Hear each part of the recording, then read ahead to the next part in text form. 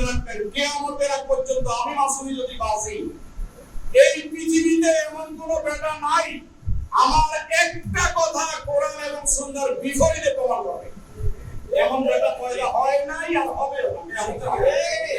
আমি গ্যারান্টি দিয়ে বলে গেলাম, একটা কথা কোরআন এবং সুন্নাহর বিপরীতে আছে, এটা প্রমাণ করার মতো ব্যক্তি পৃথিবীতে হয়নি।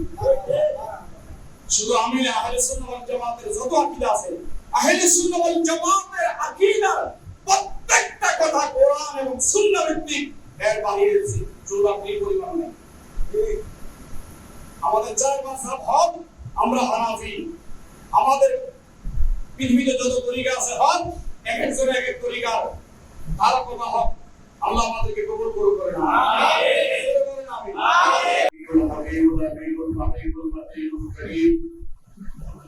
ولسان حبيبه مختارا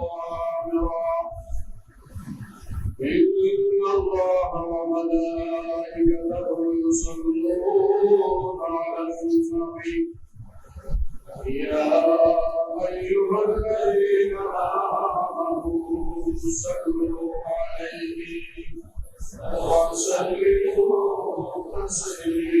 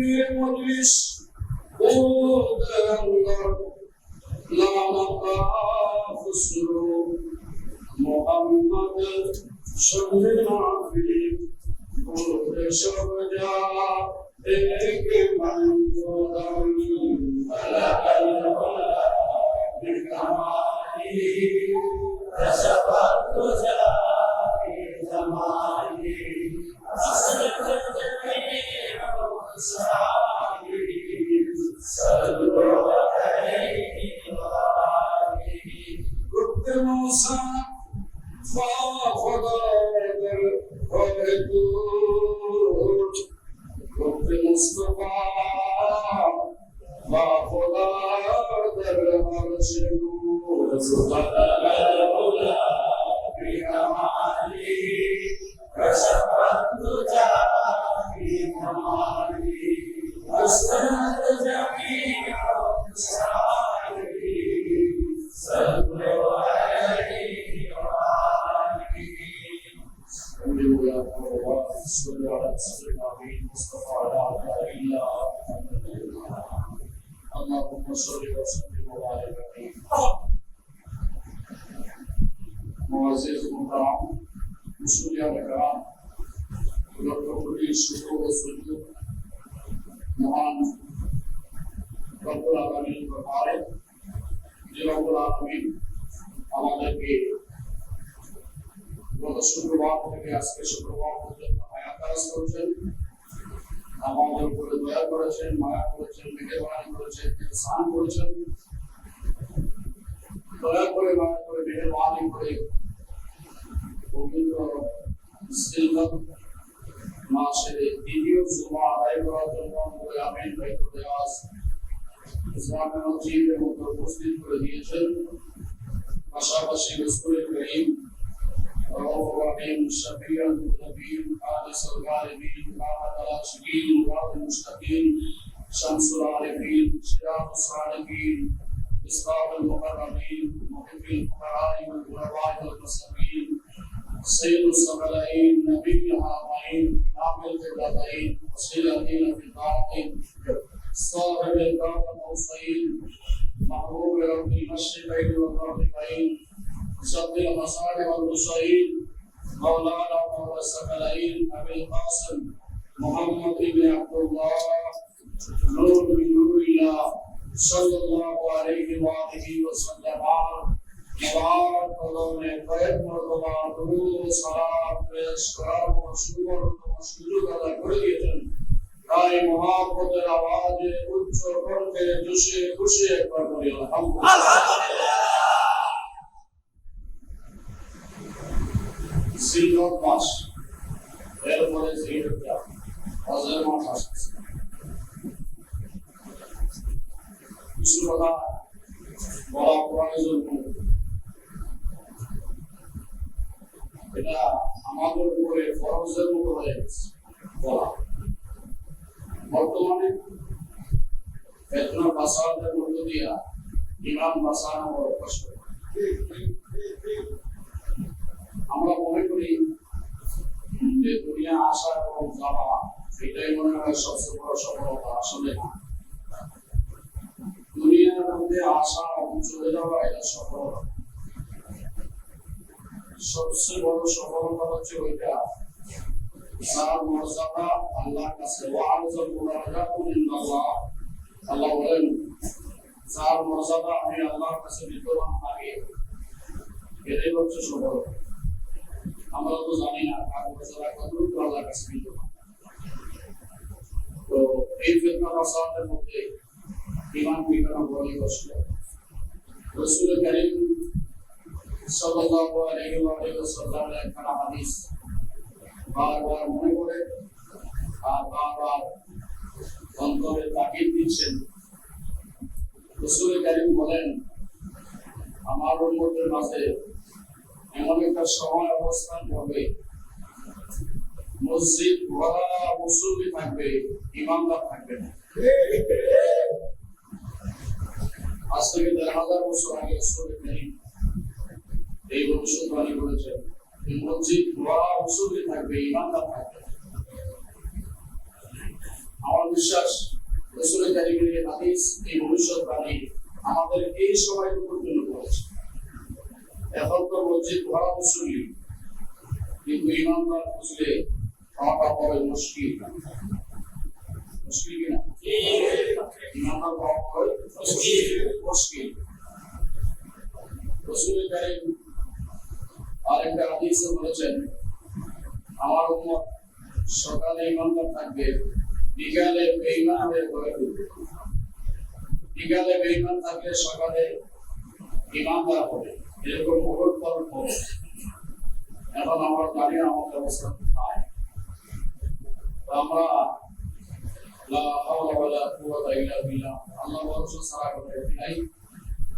আল্লাহর কাছে এতটুকু দোয়া করি, আল্লাহ যেন আমাদেরকে রাসূল কারীম এবং নবী বংশের মহব্বতের উপরে দাঁড়ানো রাখেন। আমিন। এবং মিলাদ রাসূলুল্লাহ যেন আল্লাহ আমাদের ঈমানকে মজবুত করে দেয়, আমিন। পাশাপাশি আমলকে খালেস করে দেয়, আমিন। বুঝতে হবে আগে জিনিস, একটা কথা সবসময় বলি, আজকে বলে রাখি, মানা না মানা আপনার ব্যক্তিগত ব্যাপার। মানবেন কি মানবেন না এটা আপনার ইচ্ছা, কিন্তু যখন শুনবেন তখন অন্তরের কান দিয়ে শুনবেন, মনোযোগ দিলের কান দিয়ে শুনবেন। এরপরে মানবেন কি মানবেন না এটা সিদ্ধান্ত আপনার, কিন্তু মন দিয়ে শুনতে হবে। যদি অন্তরের কান দিয়ে মনোযোগ সহকারে না শোনেন, তাহলে ভালো কথার মধ্যেও গোমরাহি আগে থাকে না, ভালো কথার মধ্যেও গোমরাহি থাকে। যেমন আমাদের দেশে অনুসারীরা বলতেছেন ভালো ভালো কথা, এর মধ্যেই ইমান হারা কথাও আছে না? ইমান হারা কথাও আছে। মনোযোগ সহকারে শুনবেন, তাহলে আপনি যাচাই বাছাই করার সুযোগ পাবেন। আর মনোযোগ সহকারে না শুনলে যাচাই বাছাই করার সুযোগ পাবেন। শুরুতেই আমি আপনাদেরকে বলবো, আমরা আল্লাহর বান্দা। বলেন আমরা কি আল্লাহর বান্দা? বলেন না আল্লাহর বান্দা। আবার বলেন আল্লাহর বান্দা। যদি আমি বলি আমরা নবীজির বান্দা,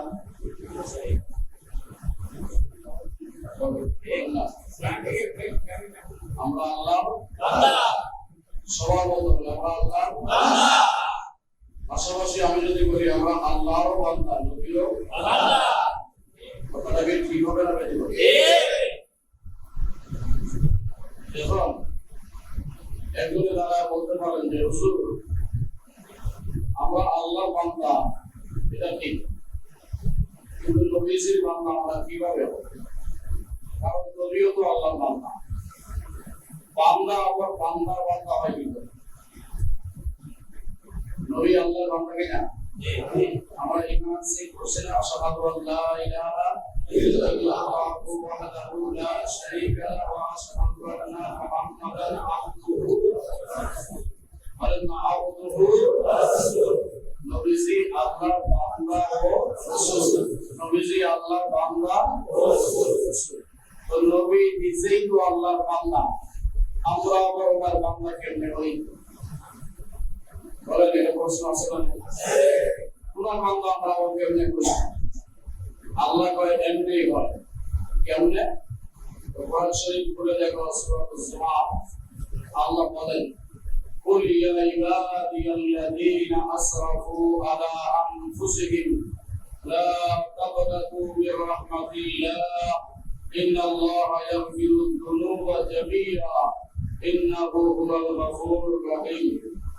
আমরা আল্লাহর বান্দা, পাশাপাশি আমরা যে নবীজিরও বান্দা, এই কথা দুনিয়ার কেউ বলে না। খোদা লা ইলাহা ইল্লাল্লাহ বলে, হে রাসূল আপনি বলেন, আপনি যখন আমার বান্দাদেরকে ডাক দিবেন তখন এই কথা বলিয়েন না হে আল্লাহর বান্দারা, আপনি বলেন ইয়া ইবাদিয়াল্লাযীনা, হে আমার বান্দারা। সুবহানাল্লাহ। কার বান্দা? বলেন না কার বান্দা? রাসূলের। কে শিখায়? আল্লাহ। আল্লাহ বলে আপনি যখন ডাকবেন আমার বান্দাদেরকে তখন আপনি তাদেরকে আলাদা করে দিয়েন না, আমার বান্দা বলে যেমন ডাকবেন। মাঝে মধ্যে এই কথাও বললেন হে আমার বান্দারা। বলেন না সুবহানাল্লাহ। মানুষকে আল্লাহর বান্দা বলা, নবীজির বান্দা, নবীজিকে বলতে শিখাইছেন কে? আল্লাহ।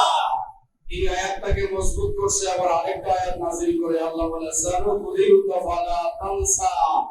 নবী আমি আপনাকে যা শিখাই আপনি এটা জীবনে ভুলবেন না।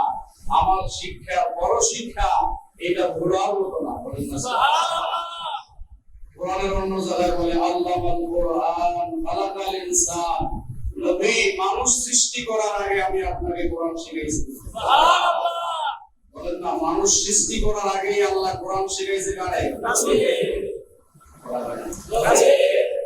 মানুষ সৃষ্টি করার আগে যেই নবীরে আল্লাহ কোরআন শিখায় সেই নবী কি 40 বছর বয়সে নবী? না। আস্তে ক্লিয়ার বুঝলে বুঝবা না বুঝলে? ঈমান এমন জিনিস, ঈমান এমন জিনিস বুঝতে হবে।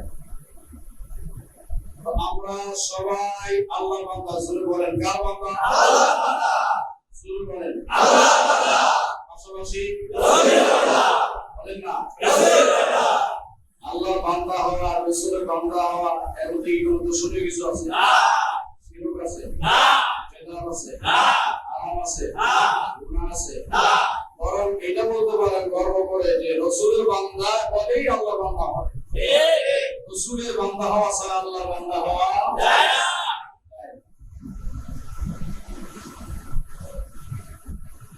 তো আমরা আল্লাহর বান্দা, আমরা বন্দী। বান্দা বন্দেগীর মাধ্যমে আল্লাহ ও তাআলা রাসূলের সন্তুষ্টি হাসিল করে। বলেন বান্দা বন্দেগীর মাধ্যমে আল্লাহ ও আল্লাহর রাসূলের সন্তুষ্টি হাসিল করে। বন্দেগীর মাধ্যমে। বন্দেগী কি? বন্দেগী ফারসি শব্দ। বলেন না বন্দেগী কোন শব্দ? ফারসি। আরবিতে কয় আবেদ। আরবিতে কি কয়? আবেদ। আবেদ। যিনি মাবুদের ইবাদত করে তিনি আবেদ হয়। এই আবেদকে বলা হয় বান্দা। বান্দা কে হয়? যিনি বন্দেগী করে। কি করে? বন্দেগী করে। এখন বন্দেগী কি জিনিস? বন্দেগী হলো আল্লাহর অনুসরণ। না, আল্লাহর অনুসরণের নাম বন্দেগী না। আল্লাহকে অনুসরণ করা যায়? আল্লাহর অনুসরণ করা যায়? অনুসরণ কি জানেন? অনুসরণ হলো আমি যেভাবে যাব, আমি যেভাবে চলবো, আমার আচার আচরণ, আমার চলাফেরা, আমার উঠা বসা যেভাবে হবে, আমার অনুসরণের পিছন দিক থেকে আমাকে ফলো করে হুবহু যেভাবে চলে, এটাকে বলা হয় অনুসরণ। এটাকে কি বলা হয়? মানে আমি যেভাবে চলবো, আমার পিছনে পিছনে আসার নাম হচ্ছে অনুসরণ। আপনারা বলেন আল্লাহ কি সামনে আর পিছে আছে? না। এখন আল্লাহর অনুসরণ কেমনে করবেন? আল্লাহ কি নামাজ পড়ে? না। আল্লাহ নামাজ পড়ে? না। নামাজ পড়ে কি আল্লাহর অনুসরণ? না। কারণ অনুসরণের কথাই তো হচ্ছে, অনুসরণের মেজদাক মূল মৌলিকতাই হচ্ছে এরকম, আমি যেটা করব আমার পিছনে যারা আছে এটা করবে। আল্লাহ তো নামাজ পড়ে না, তাহলে কেউ যদি বলে আল্লাহর অনুসরণ করতে হবে, তাহলে নামাজ বাদ দিতে হবে। নামাজ কি করতে হবে? আল্লাহ কি রোজা রাখে? না। আল্লাহ কি হজ করে? না। আল্লাহ কি যাকাত দেয়? না। আল্লাহ কি ঘুমায়? না। আল্লাহ কি খায়? না। আমাদের মুসলমান করে গর্ব করে? না। না। আল্লাহর অনুসরণ কেমনে করে? কি আল্লাহর অনুসরণ কেমনে করে? মনে রাখবেন, আল্লাহর অনুসরণের নাম বন্দেগী নয়। আল্লাহর অনুসরণের নাম বন্দেগী নয়। আবার বলি, আল্লাহর অনুসরণের নাম বন্দেগী নয়। বন্দেগী হচ্ছে আল্লাহর কোনো না কোনো মাহবুব। খেয়াল করেন, বন্দেগী হচ্ছে আল্লাহর কোনো না কোনো মাহবুব বান্দা ও বান্দি। আল্লাহর কোনো না কোনো মাহবুব বান্দা এবং বান্দির অনুসরণ অনুকরণের নাম বন্দেগী। আল্লাহর অনুসরণ অনুকরণের নাম বন্দেগী নয়। আল্লাহর অনুসরণ করা যায় না, কারণ লাইসা কামিথলিহি শাইউন, যার উপমা পৃথিবীতে নাই, তার অনুসরণ আপনি কেমনে করবেন? এটা অনুসরণ বোঝায় না। আল্লাহ বলেন আমার প্রিয়, আমি যাকে পছন্দ করি, একসেপ্ট করে নিয়েছি, ভালোবাসি, যার গ্রহণযোগ্যতা আমি আল্লাহর কাছে আছে, যার মর্যাদা আমি আল্লাহর কাছে আছে, এমন প্রিয় মাহবুব কোন না কোন বান্দা এবং বান্দিগির অনুসরণ, তার পিছনে চলার নামই হচ্ছে আমি আল্লাহর বন্দী।